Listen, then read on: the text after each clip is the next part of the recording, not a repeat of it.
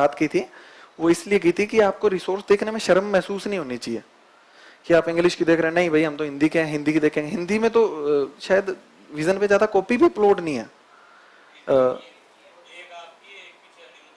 हाँ, इतनी सी है ना।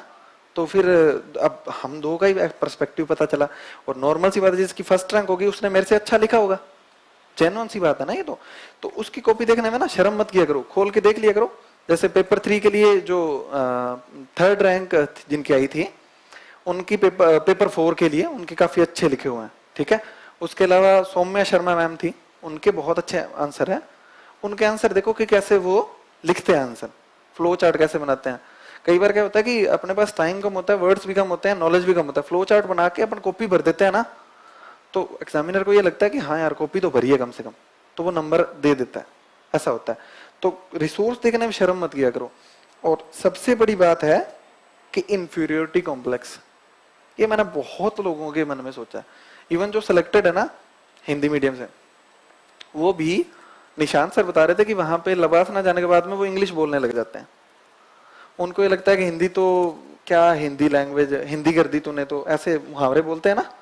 तो ये चीजें है ना, ये मत रखा करो कि मतलब इंग्लिश तो जो बहुत शानदार लोग है वही बोलते हैं, हिंदी तो मतलब हम लोग बोलते हैं कोई हाल नहीं है हिंदी का।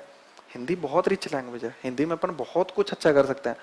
और हिंदी की कम वर्ड्स में अगर चीजें देखनी हो ना, तो एक सूर्यकांत त्रिपाठी निराला की कविता है राम की शक्ति पूजा, उसकी शुरू 18 लाइन पढ़ लेना, आपको पता लग जाएगा कि हिंदी कितनी सामासिक है।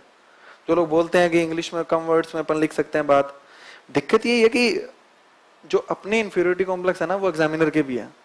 वो भी सोचता है कि यार हिंदी वाले ने क्या लिखा होगा, वो तो फर्जी लिख के आया होगा, तो इसीलिए ऑटोमेटिकली नंबर कम आते हैं। पर अगर हम इस चीज को कम मानेंगे, हम ठीक है हिंदी हमारी बहुत अच्छी है, इंग्लिश हमें आनी चाहिए, पर ये नहीं होना चाहिए कि हिंदी वाले हैं तो सिलेक्शन हो गई नहीं। मेरे पास बहुत लोग आते हैं कि हिंदी मीडियम से तो खत्म है हिंदी मीडियम, ऐसा नहीं है यार, सेलेक्ट हुए हैं वो भी तो इंसान ही है ना। और मेरा तो फर्स्ट अटेम्प्ट था, है ना। तो ये चीज है। तो जो नहीं सिलेक्ट हुए उनको मत देखो, जो सिलेक्ट हुए उनको भी देखो। और जो कमियां हैं वो मैं बता रहा हूं आपको कि किताबों की भीड़ लगा लेते हैं। एक तो दुनिया भर से अपन को ज्ञान देने वाले बहुत मिलेंगे, हर कोई आके बता जाएगा कि यार ये करो ये करो, तो ये सब चीजों से ना थोड़ा बचना है। खुद की स्ट्रेटजी बनाओ, खुद देखो, किताबों की भीड़ नहीं इकट्ठा करनी, इंग्लिश में थोड़ा कंफर्ट होनी चाहिए, ठीक है। ये सब चीजें हैं। और यूपीएससी के बारे में भी ना थोड़े से स्टीरियोटाइप मत रखा करो, यूपीएससी नंबर देती नहीं है। यूपीएससी ऑनेस्ट संस्था है ना।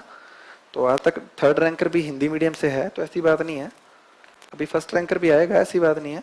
तो पॉसिबिलिटी तो होती है ना हर चीज की, तो ये चीज रखा करो। तो आप जब कभी भी यूपीएससी के बारे में सोचते हैं तो डिस्कशन बैठता है 5-7 लोग, तो बात करते हैं ऐसे है, उसका नहीं हुआ उसका नहीं हुआ, 1-1.5 घंटे फुल बातें चलेगी इसमें। लास्ट में क्या होगा, चलो छोड़ो यार क्या फर्क पड़ता है, तैयारी करनी पड़ेगी। तो वो 1-1.5 घंटा क्यों वेस्ट किया आपने, जब तैयारी ही करनी थी भाई। या तो ऐसा सोच लो आपको घर जाना है किसी को, भाई चलो मैं आपको बोल देता हूँ कि यूपीएससी भेदभाव करती है, कितने लोग है जो छोड़ रहा है। तैयारी तो करोगे ना, कर रहे हो ना, क्लास में आओगे ना, तो फिर क्यों सोच रहे हो। करती है तो भी क्या दिक्कत है, नहीं करती है तो भी क्या दिक्कत है, हमें तो मेहनत करनी है ना।